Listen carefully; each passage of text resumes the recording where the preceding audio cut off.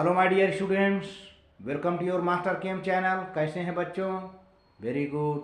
तो आज मैं क्लास 11th के बच्चों को इलेक्ट्रोकेमिस्ट्री से वीडियो लेकर आया हूँ, इलेक्ट्रोड पोटेंशियल, और इसी में ऑक्सीडेशन पोटेंशियल, रिडक्शन पोटेंशियल। क्योंकि आप जानते हो कि गैल्वानिक सेल में यानी वोल्टेइक सेल में, मतलब डैनियल सेल में या इलेक्ट्रोकेमिकल सेल कहिए, उसमें दो दो इलेक्ट्रोड होते हैं, एनोड और कैथोड। एनोड पर ऑक्सीडेशन होता है, कैथोड पर रिडक्शन होता है। तो ऑक्सीडेशन क्यों होता है? इलेक्ट्रॉन देने के वो कारण। जब कोई एलिमेंट इलेक्ट्रॉन देता है तो उसका ऑक्सीडेशन होता है, और कोई दूसरा एलिमेंट इलेक्ट्रॉन लेता है तो उसका रिडक्शन हो जाता है, यही ना। तो oxidation oxygen tendency to donate electron, that is called oxidation potential. और वही जगह reduction tendency to gain electron. किस पोटेंशियल के तहत इलेक्ट्रॉन गेन कर रहा है, किस पोटेंशियल के तहत इलेक्ट्रॉन को रिलीज कर रहा है। तो यहाँ पर दो दो पोटेंशियल, इन्हीं को दोनों को सम कर देते हैं तो हमको पूरे सेल का पोटेंशियल मिल जाता है, पूरे सेल का पोटेंशियल मिल जाता है। तो पहले हम अलग अलग पढ़ेंगे इसको, तो देखते हैं। हाँ तो प्यारे बच्चों, इलेक्ट्रोड पोटेंशियल, जब किसी हम इलेक्ट्रोड को उसी के सॉल्यूशन में हम डुबाते हैं, उसी एलिमेंट के साल्ट में डुबाते हैं, साल्ट सॉल्यूशन में डुबाते हैं, तो साल्ट सॉल्यूशन और इलेक्ट्रोड के बीच जो पोटेंशियल होती है, इलेक्ट्रोड पोटेंशियल कहते हैं। देखिए, the electrical potential difference setup between metal and it's ions in the solution is called electrode potential.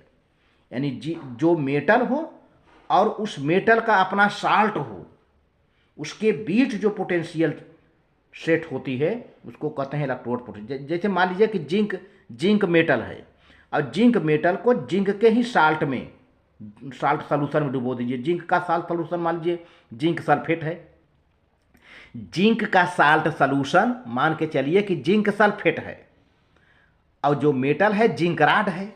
Zinc rod को जिंक के सल्फेट में, जिंक सल्फेट सॉल्यूशन में डुबा दीजिए।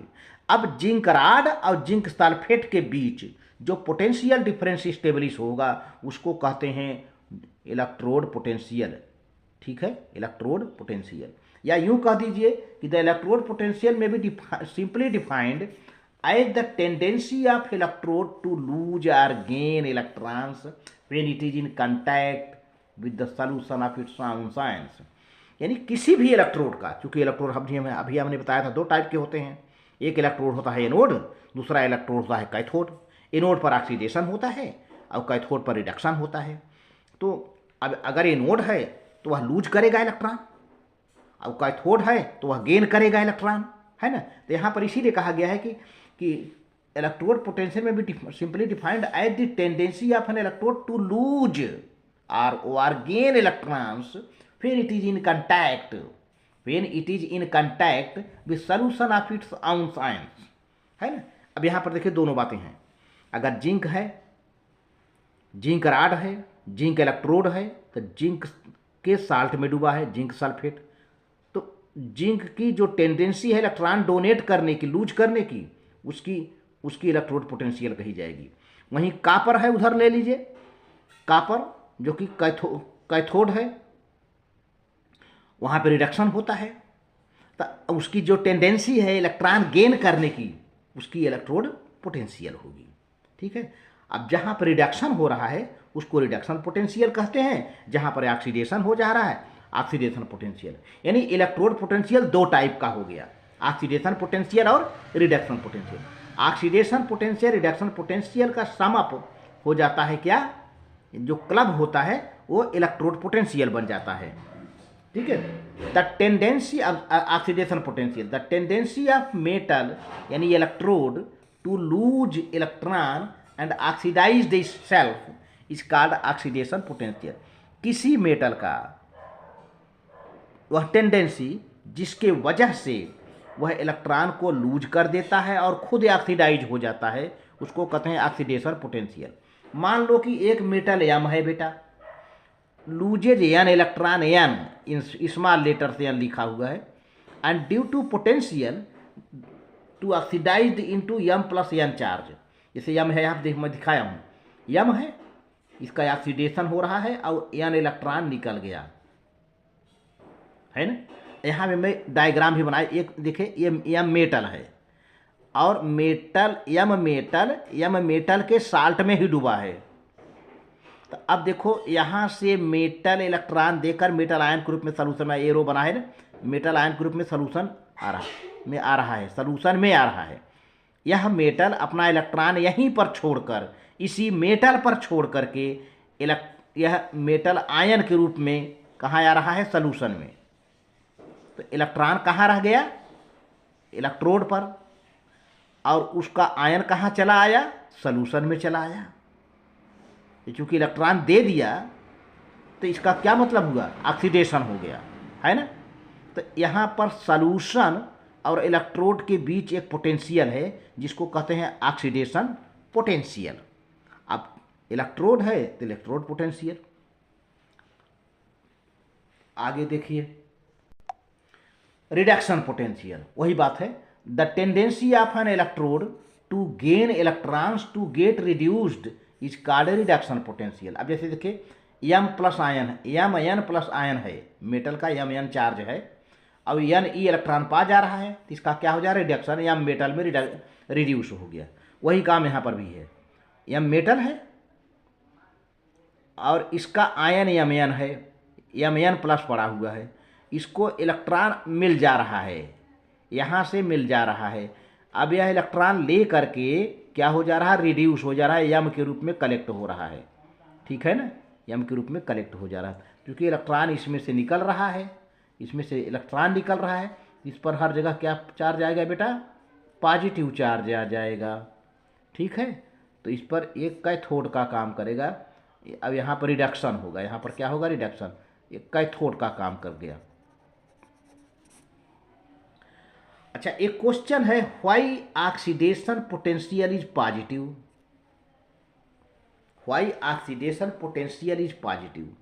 देखो बेटा, ऑक्सीडेशन होने के बाद कौन सा आयन बनता है, पॉजिटिव आयन बनता है। इलेक्ट्रॉन देने के बाद वो कैसा बन जाता है, पॉजिटिव। और ऑक्सीडेशन नंबर, जितना इलेक्ट्रॉन निकलेगा उतना पॉजिटिव चार्ज बढ़ता जाएगा, है ना। तो oxidation potential positive, because the reducing substances because the reducing substances gives electrons, reducing substances gives electron to another substances, it becomes oxidized। reducing substances माने क्या, reducing agent, वो इलेक्ट्रॉन देते हैं दूसरे एलिमेंट को और खुद ये ऑक्सीडाइज्ड हो जाते हैं itself, and more positive, oxidize हो जाते हैं मतलब क्या, उन पर पॉजिटिव चार्ज आ जाता है इलेक्ट्रॉन देने के बाद। And because it donates electrons it is called an electron donor. जितने भी रिड्यूसिंग एजेंट हैं वो इलेक्ट्रॉन डोनेट करते हैं, इलेक्ट्रॉन डोनर कहे जाते हैं। अब इलेक्ट्रॉन देने के बाद प्यारे बच्चों इन पर पॉजिटिव चार्ज आ जाता है and oxidation number becomes more positive, इसीलिए इनका ऑक्सीडेशन पोटेंशियल पॉजिटिव होता है। अच्छा, एक क्वेश्चन इस पे और है लास्ट में, what if oxidation potential is negative. अगर ऑक्सीडेशन पोटेंशियल निगेटिव होगा तब क्या होगा, है ना।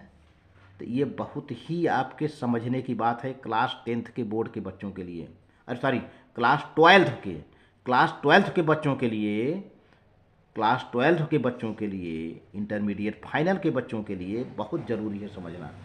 The negative sign in the standard electrode means, अगर स्टैंडर्ड इलेक्ट्रोड पोटेंशियल का निगेटिव साइन है तो आप क्या समझेंगे कि it has tendency to get reduced is less